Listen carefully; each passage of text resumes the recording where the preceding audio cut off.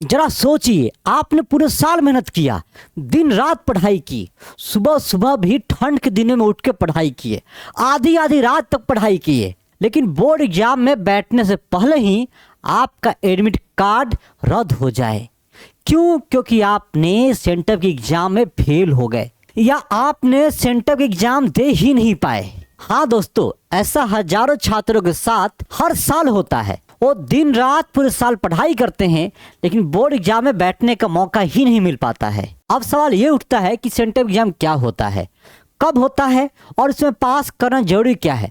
जैसे centre exam क्या है, कब होती है, आमतौर पर सेंटर एग्जाम पास करना जरूरी है क्या, कौन कौन सी शर्त है आमतौर पर लागू होती है, अगर सेंटर में फेल हो गया तो क्या होगा, सेंटर और प्री बोर्ड और मॉक एग्जाम में अंतर। जो बच्चा पहली बार एग्जाम दे रहे हैं 10th क्लास का, अभी तक आप फेल नहीं किए हैं तो आपको पहली बार ही होंगी, उनके लिए, उनको नहीं पता होगा सेंटर एग्जाम क्या होता है, तो आपको जानना बहुत जरूरी है। सेंटर एग्जाम क्या है? सेंटर एग्जाम स्कूल बोर्ड के पहले लिया जाने वाला एक योग्यता परीक्षा है, क्वालिफाइंग टेस्ट है।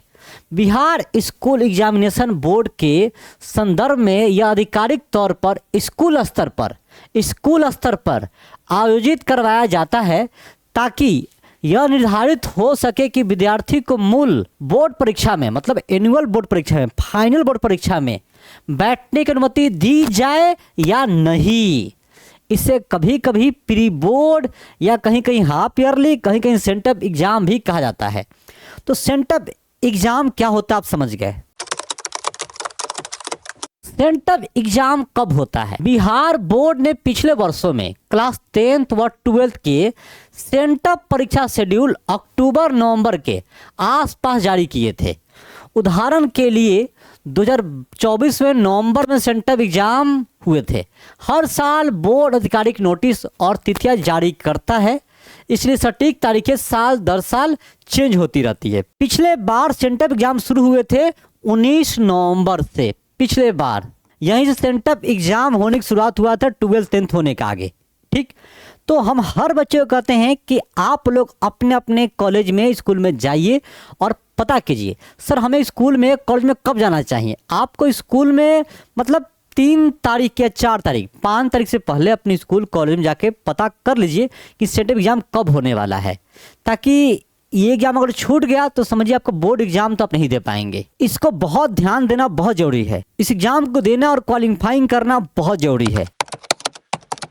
क्या सेंटर पास करना जरूरी है? हाँ, बिहार बोर्ड के नियमानुसार सेंटर देना और उसमें पास होना आवश्यक माना जाता है, ताकि विद्यार्थी को अगले वर्ष साल होने वाली वार्षिक बोर्ड परीक्षा मैट्रिक या इंटर में बैठने की अनुमति मिल सके।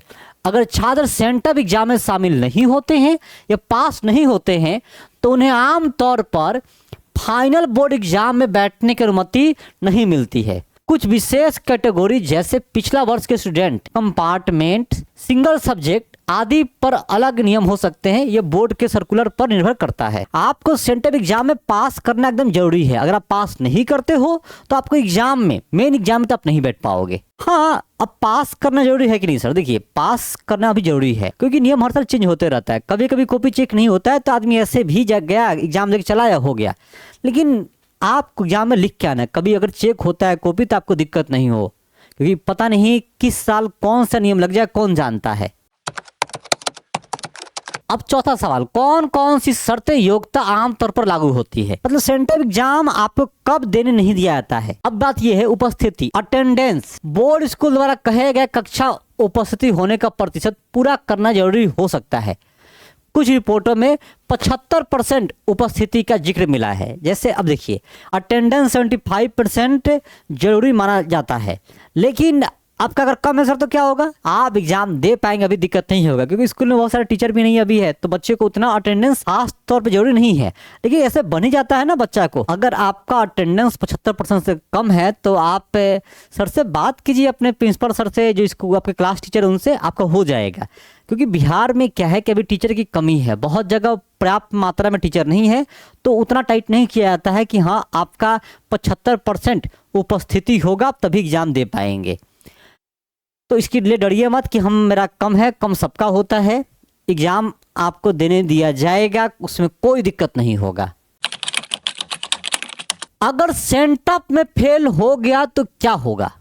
सामान्य नियम के अनुसार सेंटअप में फेल छात्र को वार्षिक बोर्ड एग्जाम में बैठने की अनुमति नहीं दी जाती है।